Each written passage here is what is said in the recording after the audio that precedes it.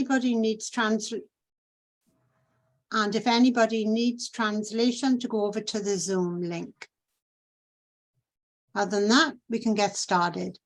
Welcome everyone to the first Putting the Pieces Together conference, a conference for and by people living with pain, being hosted during National Pain Awareness Week here in Canada. My name is Therese Lane. I live in Toronto, and I'd like to acknowledge the land that I live, work and play on.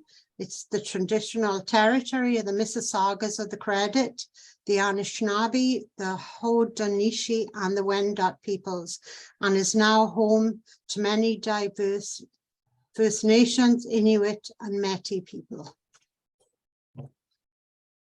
Few housekeeping notes here. Today we have two sessions, about an hour each. First session is with some of the members of the steering committee who designed this conference, all people who live with pain from across Canada.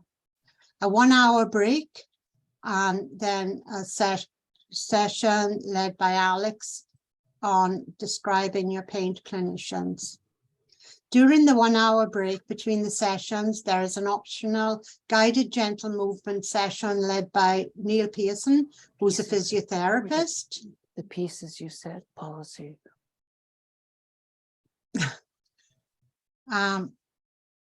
Sorry, about 30 minutes. That will show different levels of movement for all abilities, and a full hour during what time to join your peers in discussion in the exhibitor area. That is the water coolers. There is one water cooler with a pre-assigned discussion topic, and the other is simply open for whatever you wish to talk about. There will be 2 Pain BC support serve staff in the general water cooler session will be available to connect with. Simply join that call and message them directly. Closed captioning is available to viewers who join the session through Zoom. Turn this on by selecting the CC button at the bottom of your screen as a viewer. You can then select the language you would like these captions to appear in. Please remember that the conference is designed for and by people living with pain. While it's open for everyone, we've done our best to design create a brave and safe space for people who live with pain. While we hope there are researchers and clinicians who are here to also learn, please spend your time at the water coolers listening to people who live with pain rather than using these spaces for research or other purposes. I'll just make my down a bit.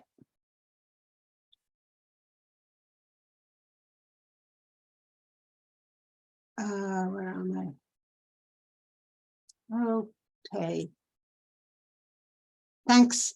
Thank you to the conference sponsors, Pain BC, the Strategy for Patient-Oriented Research Chronic Pain Network, the Canadian Institutes of Health Research Institute of Musculoskeletal Health and Arthritis, and the partnership of the Engagement of Patients with Pain Research Project. I now have the privilege of introducing the Minister. I'm pleased to introduce the Honourable Carolyn Bennett, the Federal Minister of Mental Health and Addictions and Associate Minister of Health. In this role, Minister Bennett is collaborating with the Minister of Health, the Honourable Jean-Yves Duclos, to build a healthier future with a particular focus on ensuring the health inequities are understood and addressed, including for Indigenous people, Black Canadians and vulnerable Canadians. She is also leading the work to ensure that mental health and substance use care is treated as a full and equal part of our universal healthcare system, working in close collaboration with the provinces and territories. Minister Bennett was first elected to the House of Commons in 1997 after working as a family physician and assistant professor in the Department of Family and Community Medicine at the University of Toronto. Prior to her current role, Minister Bennett served as Minister of Crown Indigenous Relations, Minister of Indigenous and Northern Affairs, as well as Minister of State for Public Health. Minister Bennett has spent most of her medical and political career working to improve the health of Canadians by focusing on the social determinants of health. These social factors such as income, housing, and education that help determine one's overall well-being. Minister, the floor is yours.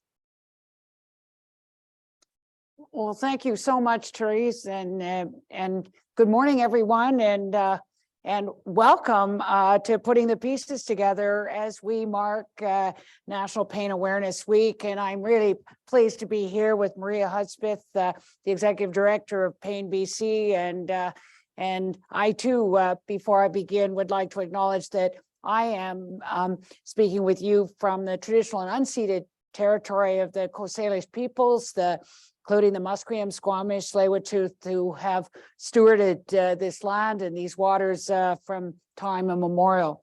Je tiens à vous remercier tous de m'avoir invité, ainsi que toutes les personnes incroyables qui participent à cet événement, notamment celles qui ont une expérience vécue et vivante de la douleur chronique. I was really excited to hear today that the name of this conference, Putting the Pieces Together, is inspired by the kintsugi Japanese art of repairing broken pottery with gold. And when you think that it is about putting all of those things together, the policy, the practices, community building, the advocacy, there's no question that you, with lived and living experience, are the gold. You are the gold that's putting those pieces together and making things whole again to make sure that adequate pain management, preventing people from moving from acute pain into chronic pain and that downward spiral, that it's your lived and living experience that's going to help us get it right, but also to share the wise and promising practices across the country so that wherever people live in this country, they would know that they would get the most appropriate care for their conditions. And so that's the reason that gatherings like this are so important, as we are always looking for better ways to address the needs of people in Canada, but particularly that almost 8 million Canadians living with chronic pain. It is I was just so inspired to hear that this conference will be over 4 days of National Pain Awareness Week with 3-hour sessions. It really just speaks to the fact that it was listening to those with lived and living experience, the art of the possible, and I think it'll teach a lot of people about, as we've come out of 2.5 years of Zoom, that maybe we could make things that were a little bit more humane if we actually listened to people like you. So it is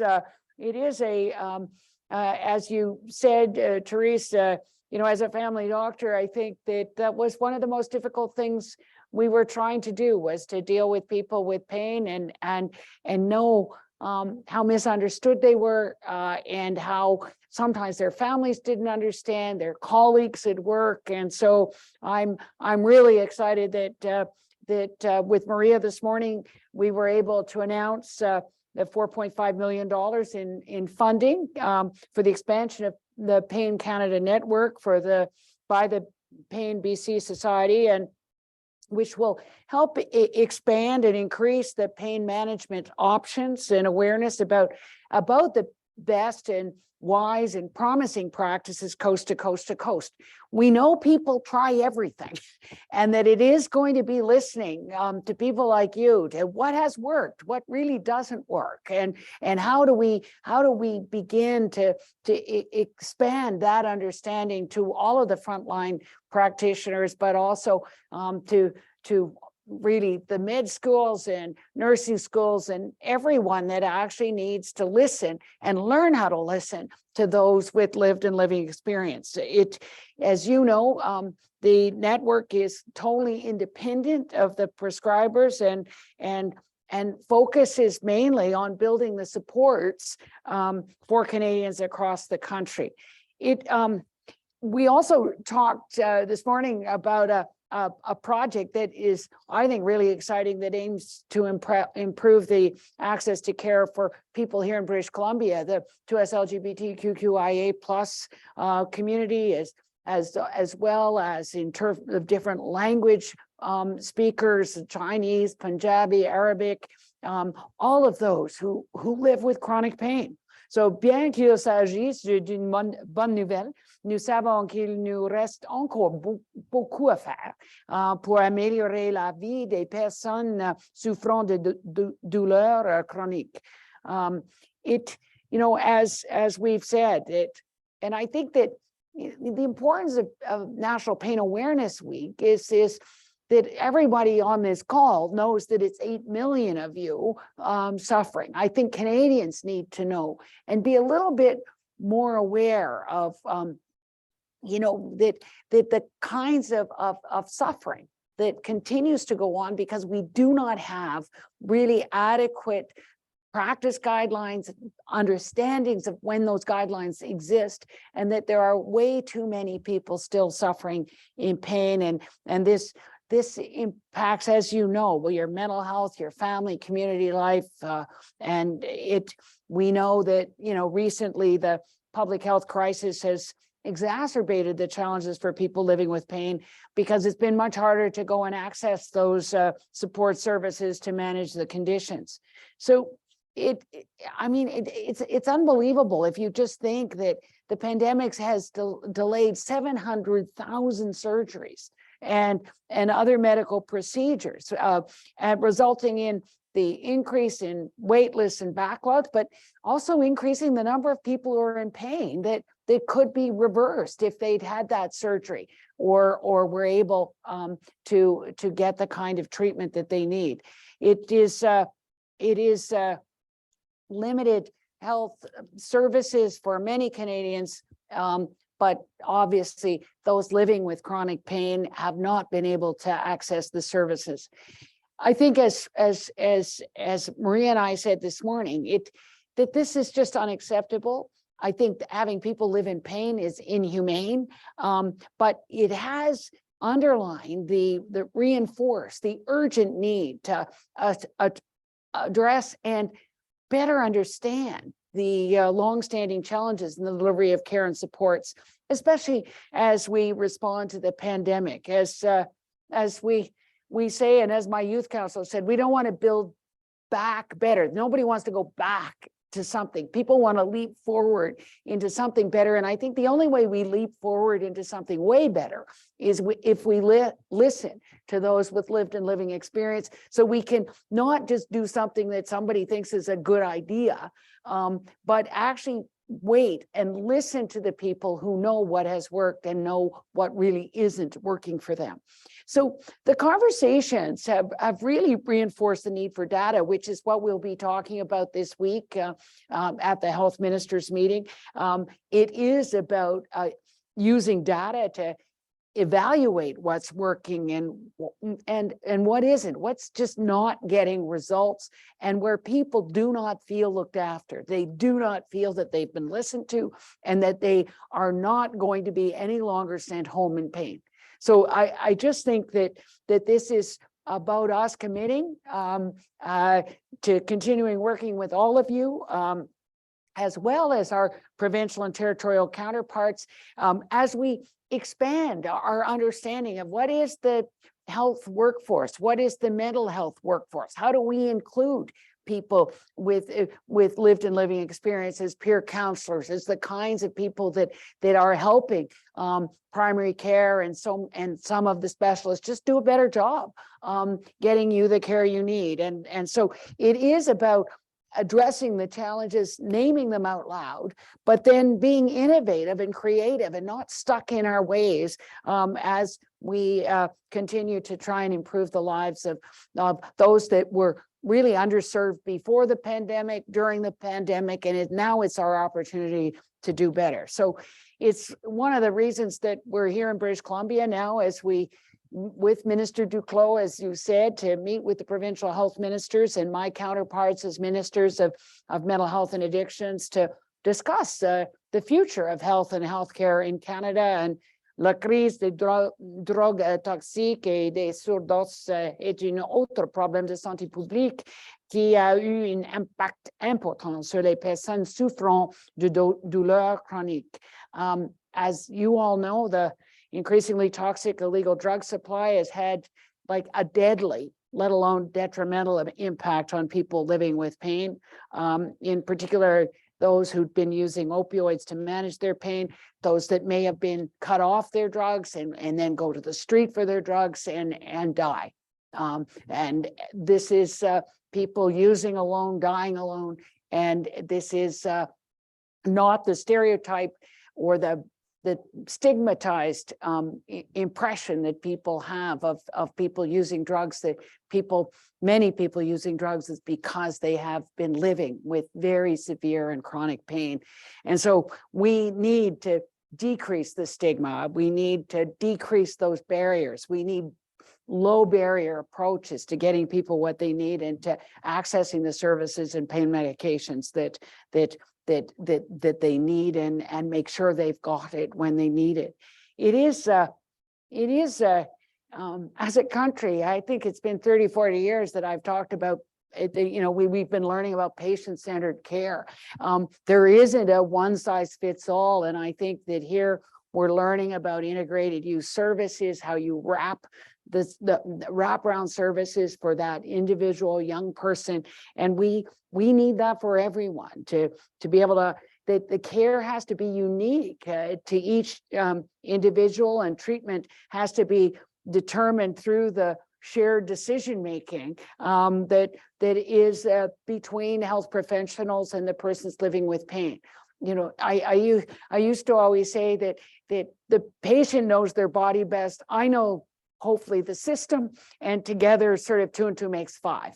It is that if there's a red light on the dashboard of your car, you would take it in to be fixed. If there's a red light, meaning pain in your body, that you have the right to be able to take it somewhere where they will understand and deal with the pain. So as you know, back in 2019, the government established the Canadian Pain Task Force, and we're grateful for Maria's role in that to provide advice and guidance on how to prevent and manage chronic pain. In its final report, the task force provided 150 recommendations for priority actions so that people with pain are recognized and supported, and that pain is understood, prevented, and effectively treated across Canada. Le travail de groupe de travail et ses recommandations ont été d'une valeur inestimable pour aider notre gouvernement à mieux comprendre des questions complexes liées à la douleur et pour éclairer la voie à suivre pour améliorer la vie des Canadiens. Health Canada recently established a chronic pain policy team to coordinate the federal response to the Canadian Pain Task Force recommendations and ensure that pain experts and people living with pain are able to continue having a meaningful engagement with the federal government. Thank you, everyone, again, for this important work that we're doing. As a colonized country, we heard a long time ago from First Nations, Inuit, and Métis people, nothing about us without us. We heard that in the women's movement. We heard that in the gay rights movement. We heard it with people with disabilities. And now it's so important that you're there to make sure that there is a voice for those with lived and living experience of pain. Nothing about us without us. So thank you again for all the important work you're doing to improve the lives of Canadians living with chronic pain, and talking to your friends who are living with pain, your colleagues, that you are the voices of those 8 million Canadians. And we need your advice. We really are counting on your advice as we look forward to working with you, people living with pain, and all the other stakeholders who have innovative suggestions as we strive to create a better future for people living with chronic pain. So we look forward to hearing from you over this week and every week, and through this conference, and so we can hear from you what is working, what is not working, and how can we do better. So thank you. Merci, miigwech. Thank you, Minister Bennett. That was a very hopeful message. So, okay, so on with our program. And you're going to meet other members of the steering committee.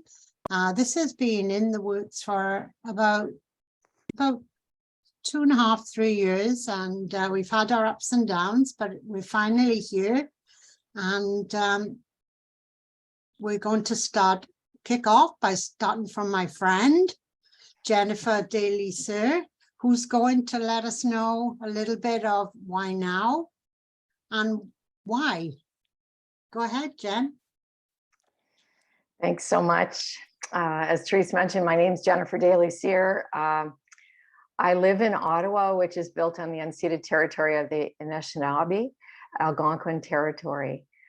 I am absolutely thrilled to be here as one of the steering committee members for putting pieces together a conference for and by people in pain.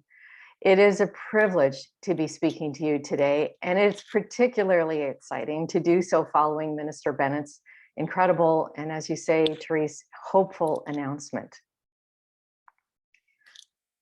Since the onset, a little bit about me, since the onset of severe abdominal pain in August 2014, I've been on a journey to learning to live with pain, that's chronic pain, and adapting to the dramatic changes this has brought to daily life.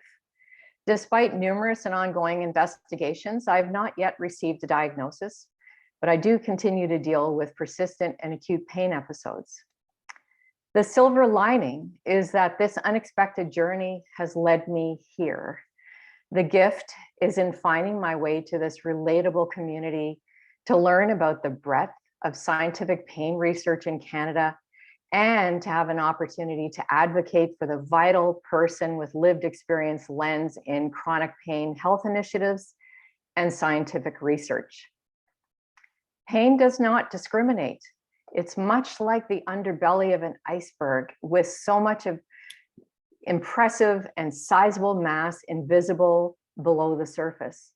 As was mentioned earlier, 8 million people in Canada live with chronic pain, a condition that can affect absolutely every aspect of a person's life, including physical and mental health, work, play, relationships. But that's not the whole story.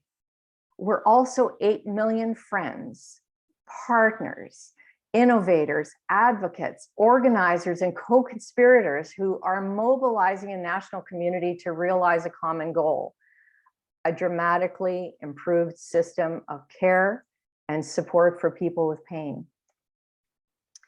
So why now, and how did putting the pieces together all begin? During the pandemic, many of our community members had the opportunity to engage with groups, webinars, virtual conferences that we may not otherwise have had.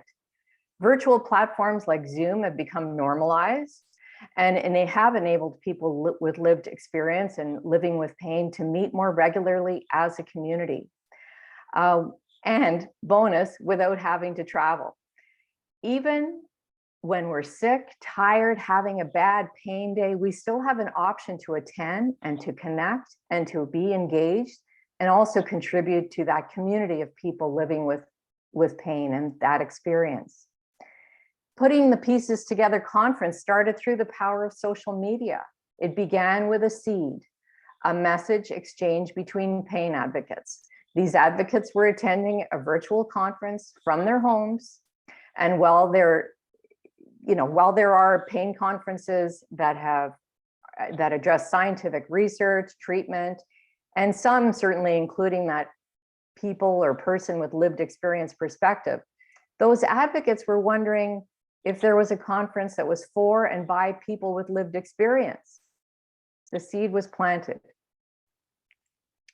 In the time since then, there have been many discussions. This steering committee, all of whom are living with pain and share common values, was assembled and persevered to develop and co-design the conference being presented to you this week, by people with lived experience, for people with lived experience. Pain Canada took the lead on backing the event, providing resources and securing the conference supporters, all of whom you heard about today, including Pain BC, Chronic Pain Network, CIHR, IMHA, Pepper Partnership. With the unwavering support, encouragement, and guidance of Maria Hudspeth and Don Richards, who also co-chaired meetings, the steering committee of people with lived experience were literally handed over the power. The seed blossomed and evolved. The steering committee members established the direction, the themes, made all the decisions for this conference. This included the importance of offering accessibility through closed captioning, French simultaneous translation, taping of sessions to be viewed later, water cooler chats, and the entire conference being offered free of charge to all participants. This first of its kind conference is truly an example of the power of people with lived experience. And as Minister Bennett so aptly indicated, the art of the possible. The conference reflects the collective of ideas generated by the steering committee, and we are passionate about people with lived experience having a voice and raising awareness and educating about the experience of living with pain. Our vision for this conference has been to create a meaningful and thoughtful space for people who are living with pain to be able to connect, but also for those who may not be living with pain to learn. So why is it important that you are here? Well, first of all, thank you for attending this unique and inaugural conference. We very much hope that you feel your strength reinforced by many new connections over the next 4 days in each of the sessions. After all, none of us planned to live with pain, but here we are. And we are now a part of a community of people living with pain. And with that, our collective ideas of finding ways to amplify the person with lived experience voice is there waiting for us to tap into. We encourage you to engage as people with lived experience, to leverage your unique knowledge and perspective to enrich research outcomes and healthcare initiatives. Nothing about us without us. Thank you so much for being here, and thank you for this time. Thank you, Jen. You're so succinct. I have some questions for you. What is your call to action for people attending the conference? What are some of the ways that they might become involved or learn about their pain? You can take each part as you want. Call to action. I mean, there are ways that you can engage and amplify your voice in the smallest of ways. Get involved, find out about research, find out about health initiatives, start asking questions. And I can say that, I kind of in a way stumbled into it from the standpoint that I got chatting with someone who told me about pain research in Canada. And I said, how can I get involved as a patient? How can I get involved as a person with lived experience? So asking questions and finding out what opportunities might exist out there. Certainly Pain Canada, newly formed Pain Canada is a perfect place to start. There are many resources available to people. And at the source of it all, or at the base of it all, I just encourage you to use your voice. Don't be afraid to step up and say, hey, I have something to say, or I have something to offer here. How can I leverage that? Does that answer both questions for you, Therese, or at least part of one? Yes, I think so. Thank you. I think I don't think there's any more questions on that, so you can relax now. And we'll move on to Desmond. There you are. I can see you All now. right. Okay. So you're on the clock, Desmond. Hi, everyone. My name is Desmond Williams. I am in Vancouver, British Columbia, on the traditional lands of the Musqueam, Tsleil-Waututh, and Squamish peoples. And, I'm so honored to, be held in this space on this land because it is a special place to be. Just like this conference right now, I'm so blessed and honored to be a part of this and to have been able to contribute some ideas to how we could make this happen for us, by us. I'm somebody who has lived with pain for pretty much my entire life. My first memories of pain were when I was around 6 or 7 years old, and I was diagnosed with a chronic condition called ankylosing spondylitis when I was 20. So I have been living with that condition for 15 years, and a lot of my experience was me suffering in silence and suffering alone.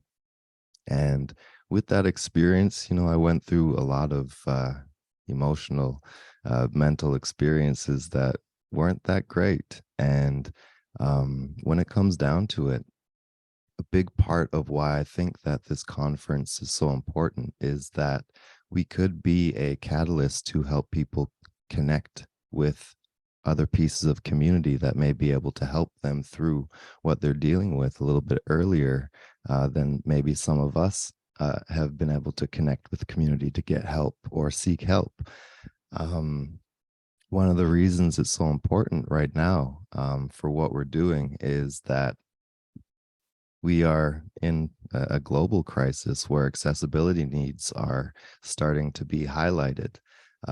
Here we are in Zoom on a national conference where before 2020, the idea of this conference would have only been held in person. And with that, there is a major hit in accessibility when it comes to being able to access this programming. And so the fact that we have had to go through so much the last couple of years, and to a certain extent, we've almost come to resent some of the Zoom activities that we've been forced to engage in. Those of us who have been living with accessibility needs have actually found that this has been an experience that has opened us up to being able to participate in the world a little bit more. And it's really an interesting dichotomy because, we are stuck inside. We are being traumatized collectively by what is happening with our COVID-19 pandemic. But it has also been the creation of some amazing systems where people otherwise would not be able to connect with each other. Just like this group of amazing people in the steering committee, we never would have been able to connect in the way that we have connected over the last year if we were trying to do this in person. The amount of effort and money and time and energy, which many of us living with pain are very short on, it would have made this an incredible effort compared to what an incredible effort it already was to begin with. And so one of the things that I'm hoping for this conference, I say hope, Jennifer had mentioned hope. Our minister had also mentioned hope. And for me, hope was one of the things that when I first started to experience extreme chronic pain, I had very little of. And when it comes to a stressful situation and trauma relating to stress, many people don't know that the distinction between stress and trauma, as they are on the same continuum, is when helplessness and hopelessness is introduced into the situation. And so for many of us dealing with chronic pain, there's an element of hopelessness, of helplessness, where we feel like there's nothing we can do. We're at the will of our pain, of our physical sensations that are dragging us down. And I'm really hoping that this conference can be a catalyst for even just a glimmer of hope for some people, knowing that there is something to connect to out there. There are people there to support you and to guide you through certain experiences so that, it doesn't have to be as difficult for you as maybe it has been for some of us. And I think that one of the really amazing things about this conference is that this is just the beginning. We actually are going to be able to do this again in the future. And so one of the points of this conference is to be a catalyst for creating community and helping us to connect so that we can share our experience both with each other so that we can benefit from those lived experience, but also so that we can share those experiences with a louder voice so that we are heard, so that our experiences can be acknowledged, and so that on a federal level across Canada, there will be support for us, both in programming. There may be opportunities so that those of us living with pain might even be able to seek more financial support, or just knowing that there are people out there that are able to maybe more eloquently explain how we're feeling so that we can share that with the people that we love so that they're able to better understand and support us through our journey of living with pain. So, yeah, I know Therese is always going to be watching the clock for me. And so I'm going to kind of keep it at that. But I am just so honored, so blessed, and so proud to be a part of this conference. And I really hope that there is something throughout this week that most of the people that are attending are going to be able to connect to and move forward with so that it can help them through their journey living with pain. Because those of us who helped to create this conference, we know it is not an easy or fun experience sometimes to do this, and it makes it that much worse when we have to do it alone. And so I hope that in some capacity we can be there to help you move through this in the future. Thank you. Thank you. I had the pleasure of meeting Desmond earlier this year, and it was good to meet you. It's good to meet people outside of their Zoom boxes. Mm-hmm. I did forget to add that you can ask questions through the feed loop link, or on Zoom. There is one message for you. It's from Zane. It says, "Stay blessed, Desmond." Thank you, Zane. Yeah. Well, and yeah, if there's no questions, I'm very happy to pass it on to our next speaker. And yeah, I hope everyone else stays blessed as well. Thank you. You can relax now. So our next speaker is Jenny, who will speak, I guess, a little bit of what the kintsugi technique is all about and why she brought this to our conference. So I think it's great, but let Jenny say what it means to her. Thanks, Therese. Hello, everyone. My name is Jenny Lorca. I am grateful and blessed to be a settler of color living on the traditional, ancestral, and unceded territories of the Coast Salish Nations, otherwise known as the Greater Vancouver Area. I'm also grateful, again, to be one of the steering committees for this fantastic conference. Compared to many people that I have known and met and worked with and supported who live with pain, I'm a relative newbie. I've been living with rheumatoid arthritis, fibromyalgia, myalgic encephalomyelitis, otherwise known as chronic fatigue syndrome. Say that 5 times fast, coming up on 4 years now. I am a former hospice nurse. I am a volunteer and patient partner with Pain BC. And so with all of this, I am so grateful to have had the opportunity to support people living and dying with chronic and acute and cancer and refractory pain. I'm also the loved one of several people who live with chronic pain and chronic illness.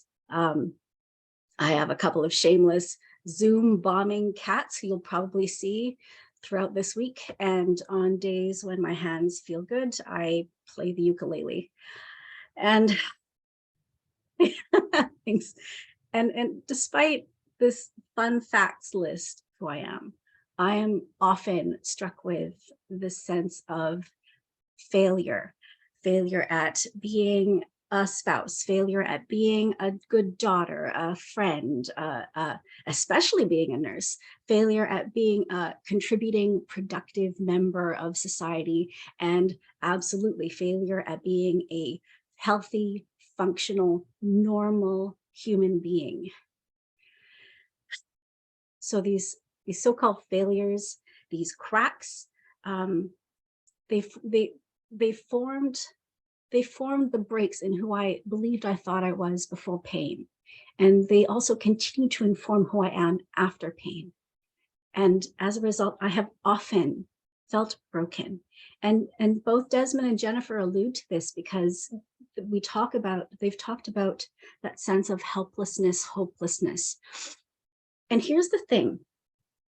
I know that I'm not alone in these feelings because these are sentiments that I've frequently heard of by the community members that I've supported through Pain BC, how living with pain deeply impacts every aspect of one's world, not just one's roles, but one's relationships to others, to their environment, to their community, and especially to themselves. Because I've heard pain described not so much like a Venn diagram of intersecting circles, but I've actually heard pain described as being more like a cake, where it's impossible to tease out ingredients from another. We're living with a pain cake here, and living with pain impacts everything, everything. And here's another thing. I bet all of my meds that I'm not the only one present here who is showing up in a pain flare or discomfort or dealing with other symptoms relating to their chronic conditions. And so I just wanted to acknowledge the reality of who we are and where we're at, and to express my deep gratitude for each of us for showing up just as we are. Because sure, we are cracked, yes, broken, maybe, but not irreparable. I've often been comforted by Rumi's quote, "The wound is the wound is the place where the light enters you." And it also reminds me of the Leonard Cohen song where he says, "There's a crack in everything. That's how the light gets in." And so one metaphor that also gives me comfort, which Teresa had talked about during my introduction, is that of kintsugi, which is the theme of our conference, and Minister Bennett so aptly described it. And this is why kintsugi resonated with our steering committee when we were planning this conference, because that in embracing flaws and imperfections, in highlighting the scars and the wounds or the cracks or the chips or the broken pieces as part of the design, that in sometimes the oftentimes slow and painstaking process of repair, of healing, we can create an even stronger, more beautiful piece of art. So by adopting the concept of kintsugi as a theme of this conference, we hope that it offers all of us, whether you're a person living with pain or a loved one supporting them, or a researcher or a clinician, or all of those things mixed up at once. We hope that this offers you the chance to see yourselves just as you are, not as broken or even needing repair, but as beautifully, painfully, poignantly, imperfect, undeniably whole people. Minister Bennett and Maria Hudspeth, who you've met during her introduction, they both commented that they see kintsugi as bringing together self-management, policy, advocacy, resources, best practices in a multidisciplinary, multifaceted movement. And so for this week, which is National Pain Awareness Week, our hope, and we are peddlers of hope, is that we are here to put the pieces together. given Minister Bennett's announcement, I'm excited, thrilled, moved, nervous as hell for what this conference means, especially for those living with pain, for those who come to these forums to seek them, who are seeking themselves, who seek to see themselves in it. I hope this week, these offerings at least stokes the embers of your curiosity, if not fires up the forges of your interest. Because I think you won't have to mine too deep to find gold here. Therese, I'm really sorry for going over. No, I was just, your explanation was just fabulous. I love how you mentioned that it just affects every aspect of your life. And I think that maybe the steering committee here, and we're all talking and sharing. I think there's going to be more comments than questions, but we do have a question for you, Jenny, as somebody who has been a caregiver. Do you have any messages for healthcare professionals that may be on this call about the treatment of people with pain? Oh, that's an excellent question. And I kind of wonder if, and hopefully you'll stick around for the later sessions, because Alex Haggard, who's also part of our steering committee, has a session this afternoon for how to communicate with your healthcare providers. So, but you know, I think in many cases, for myself in particular, I didn't really get it until I got it, and so it requires a lot of imagination and empathy and compassion on the side of the healthcare provider and of the family member or the researcher. You know, it is a lot about, yeah. I don't know what else to say about that, but I would definitely check out Alex's session this afternoon, because I kind of have to go. Oh, okay. Yeah. Okay, But well, thank you. But yeah. there was a comment from somebody that Dawn just passed to me now, and it said it is extremely upsetting living in pain, and it does impact your life, but what actually becomes of your life once pain takes over. Yeah, And I it just agree. about sums it up.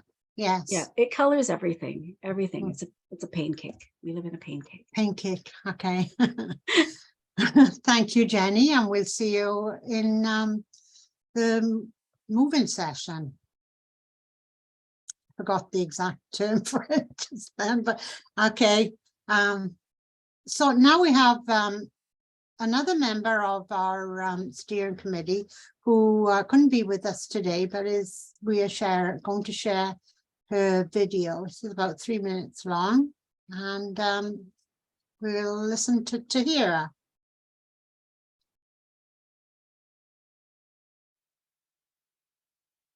So pain as an identity, I think, is something that everyone with chronic pain suffers with or struggles with, because it becomes such a central focus of your life that you forget who you were before pain, and you're just known as the professional patient for a long time. And you forget that you could be a wife, you're a sister, you're a daughter, you're someone who loves to craft, or loves nature, loves to go swimming, loves to shop and go out with your friends, or whatever. And that's one that I think I continuously struggle with, mostly because of the age that I am, and also comparison to people that are my age as well. And so having to remember all those different parts of me was really difficult. There's a lot of guilt too that goes along with it, because you're like, well, if I'm not working, then I shouldn't really be enjoying anything. So you start to feel guilty that you're not, a contributing member of society anymore. And that one's really hard. And I think the way I've kind of been able to remember those parts about me having really positive people around me. My husband actually told me that I didn't marry you because of your pain. I married you because of all the other things you bring to my life. That's just one part of you. And sometimes it takes another person to tell you that for you to actually accept that. So it's having cheerleaders in your corner and reminding you that, hey, you're still good at other things. You can still accomplish other things. You're not just the sick kid, in the corner. Therapy helps with that for sure. And acceptance, I think, as well, is that, okay, these are the cards that I've been dealt. How do I live my best life without making pain the central focus of my life? So how do I find ways so that those other areas can be brought forward? So that means that I make sure I plan a certain amount of social interactions a week, so that I'm still a good friend and that I still build relationships with other people. I joined a craft group. So, once a month, I do crafts with a bunch of other women, and it's fun and we laugh, and a lot of times we don't get through the crafts, but it's enjoyable.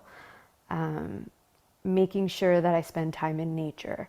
And I think it's being really proactive with planning those things. And let's say that day you have a flare up and you don't feel like doing those things, find a way to modify it, but not cancel it. So that you still feel like, okay, I did something today, and that I still was a good friend. I still hung out with my brother. I still, talked to my mom today. And I think that's really important.